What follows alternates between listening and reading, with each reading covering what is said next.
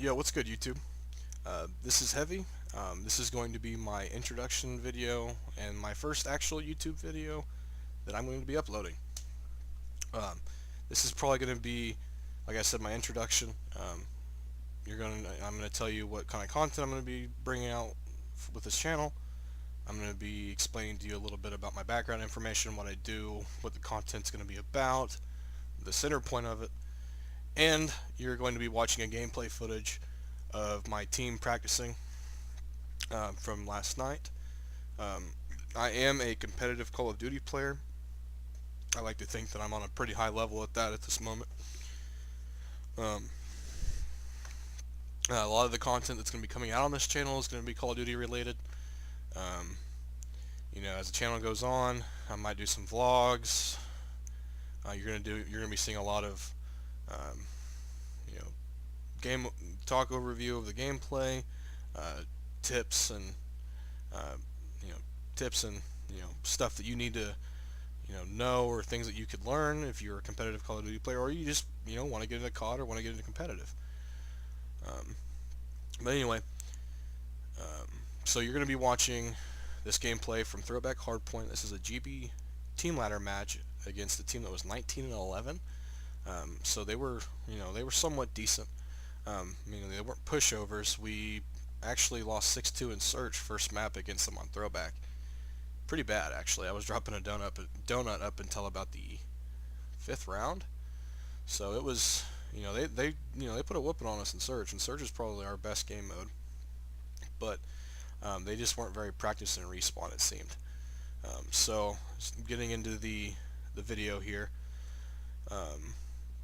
Now, Throwback Hardpoint's probably one of the worst hardpoint maps in my opinion. Just the way the spawns are working right now, like they're better than what they were, but hardpoint spawns are kind of nuts, like in general. And then Throwback, the spawn locations are just weird. But anyway, I play anchor for my team, so my job is to get us the early rotation and get spawns for next hill. I'm the most important player on the team in that regard. My gunfights are also the most important. My gunfights between the 25 to New Hill, like the 25-second mark on up until the New Hill, my gunfights are the most important. Absolutely. Deaths for me, or an anchor, any anchor, in this game, if any death that you have within the 25-second mark to the next hill is detrimental to your team. So I've got a lot of pressure, being that if I die at a certain time, I fuck us, basically.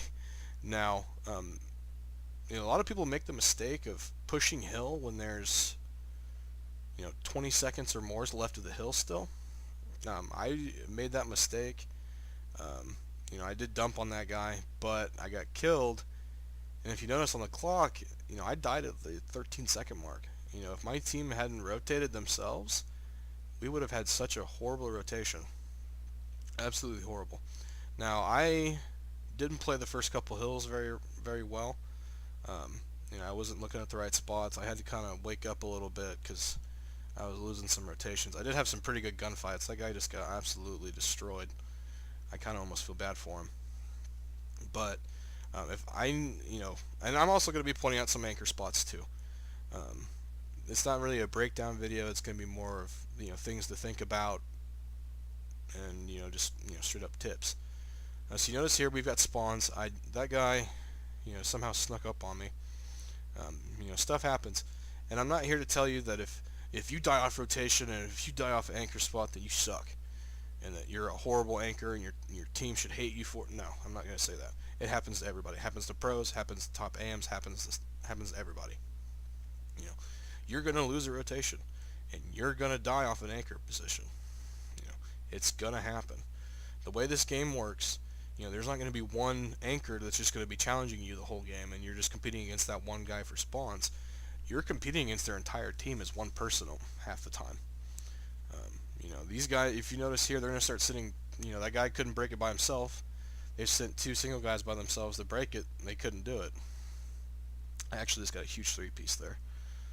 But if you notice, we're still spawning really close because they haven't been able to push spawns out yet.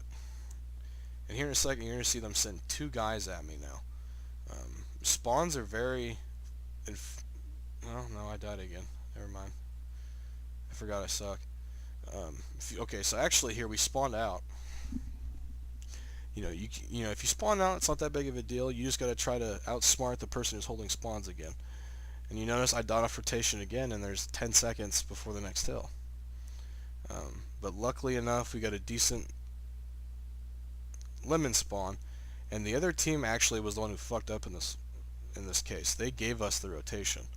They didn't have hardly anybody watching bowling. I got a 2-piece here, which cracked open the hill for us, and we just fanned out and took over hill.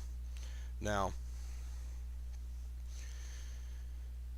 bowling is probably the biggest spot on the map to control in this regard, because these 2 hills are probably the biggest hills because they're so close and they're so easily defendable. That being said, bowling is going to spawn you close to both of them. So if you have bowling control for half the map, you're going to win the game. If you have bowling control more than the other team, you're going to win the game. There's only 4 hills in this map. One of them is extremely hard to hold time on. The mid hill is extremely hard. It's probably the worst hardpoint hill that's ever been made in a Call of Duty title.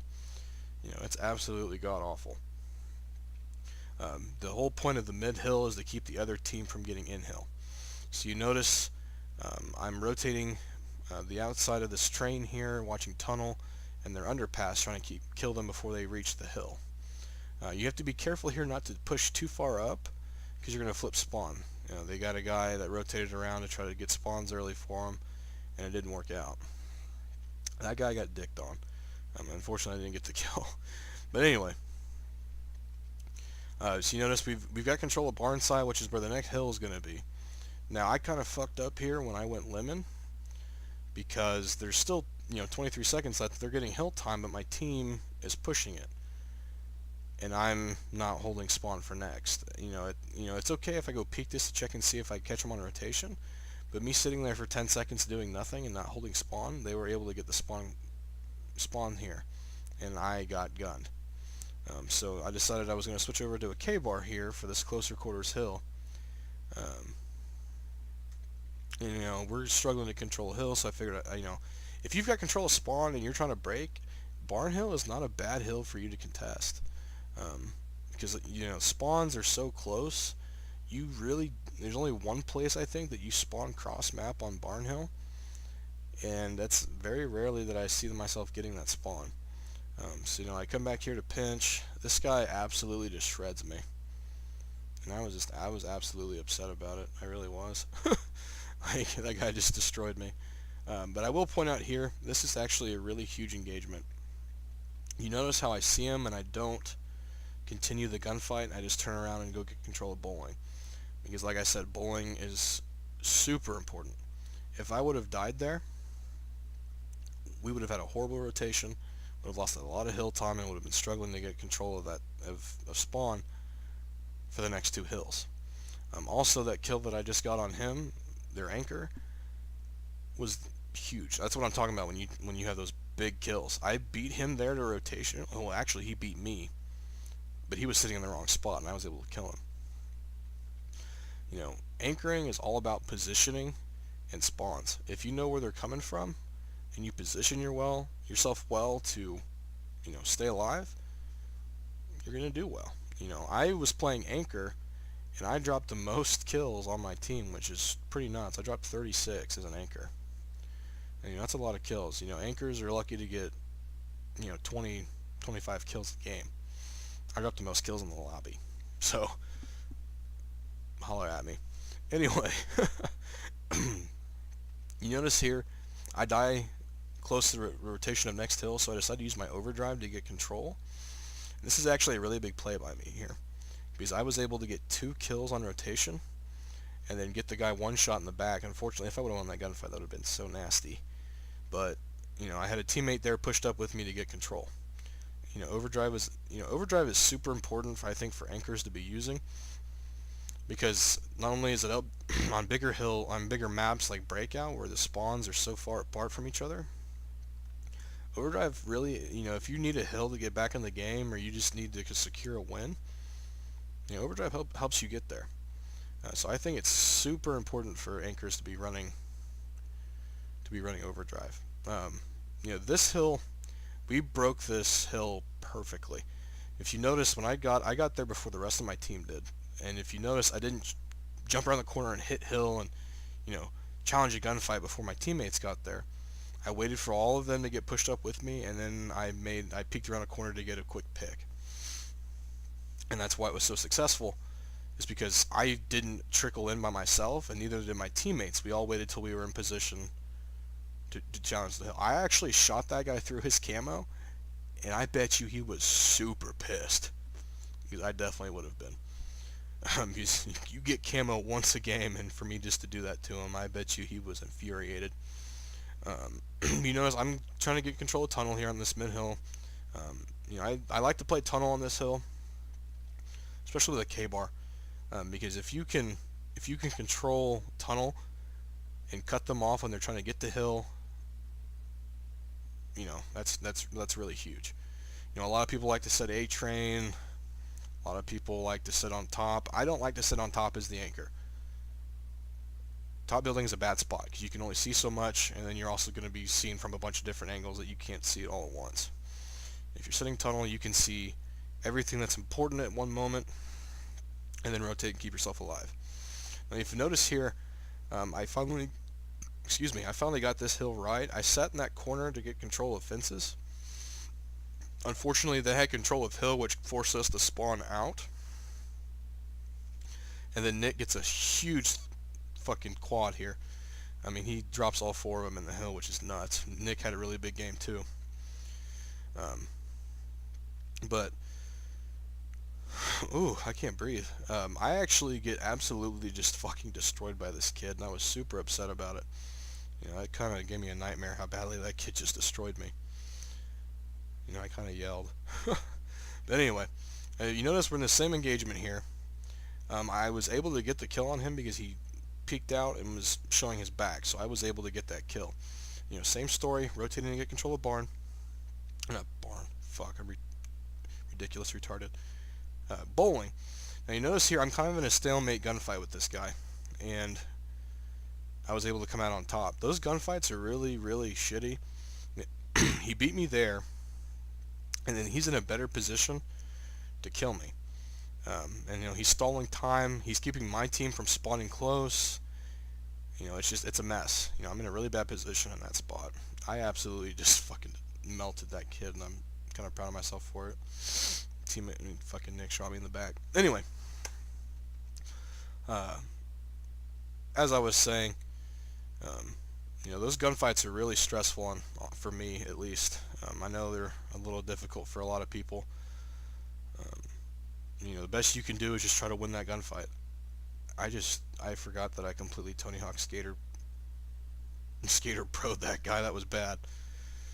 I feel really bad for their anchor. Their anchor had a really rough game against me. I think he went double negative, like 15 and 30, 15 and 35, something like that. I'm not gonna say it was all my fault. And there he was again, getting gunned. I definitely killed him quite a few times. Because he was probably one of the most... I probably had the most engagements with that guy, to be completely honest. But you notice we've got him spawning blue here, and I'm just controlling back concession now. And I get a 2, almost 3 piece to win the game. But anchoring, like I said, is the most important thing to be playing on a team in hardpoint. Most important position in hardpoint. See, he went 15 and 34.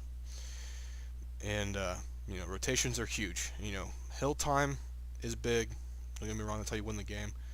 But you can't get hill time unless you have rotations.